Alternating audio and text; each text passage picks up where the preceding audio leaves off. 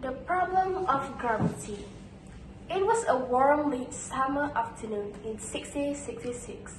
A young man with a book under his arm strolled into the orchard of his mother's house in England and sat down beneath a tree to concentrate on his study.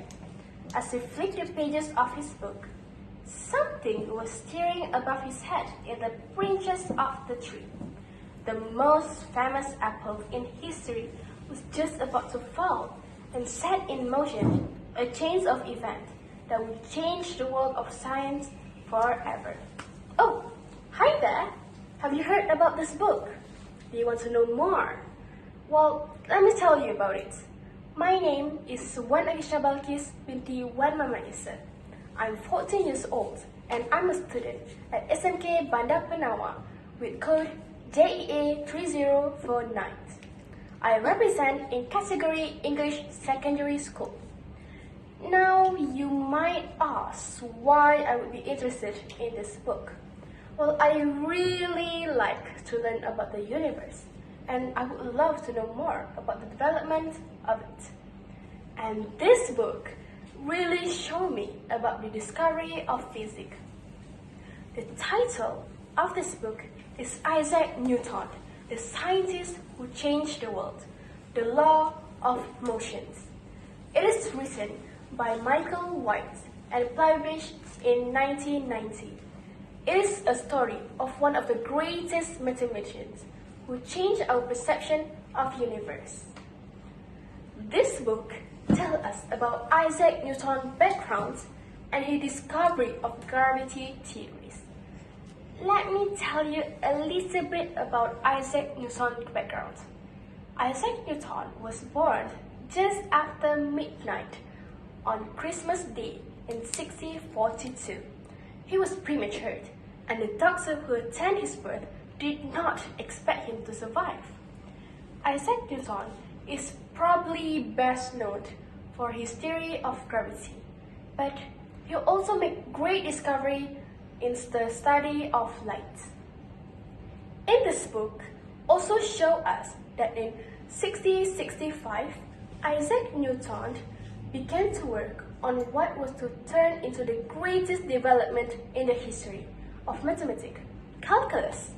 He also worked out a theory of gravity to explain how the planet travel around the sun. The same theory explains why that we do not all float off into space, but instead remain held firmly into the earth. Next, you might not believe how he got a new ideas from. Well, he was just at the time at his room in Cambridge that he began to formulate his early theory of forces and movement, for which he could become famous for. And there too, he started to develop his ideas about the nature of light and how a specially shaped piece of glass called a prism, which can split light into a rainbow from red to violet. And if you think about it, it is so crazy how all of this started. All this happened just because an apple fell from a tree. Now, unfortunately, as we all know, each story has an opening, and each story has the ending. Well, Isaac Newton's story ended as he died on March 20, 1727, at the age of 84, having been ill and bedridden for several months. Well, and he was buried among the kings and queens, dukes and earls of England in London, Westminster Abbey on April 4th. And I think people really should read this book because not only it is so interesting to read, but it also teaches us more about the discovery for science. We can understand more deeply about it.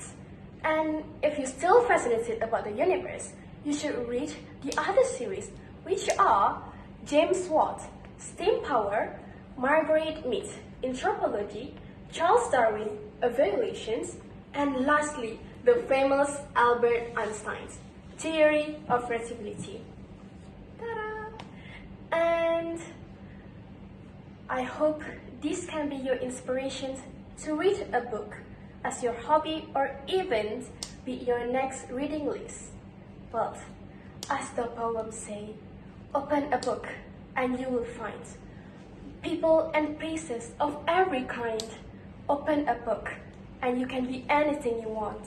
Open a book and you can share wondrous words you can find in there. Open a book and I will too. You read to me and I read to you. This is the end of my speech. Goodbye.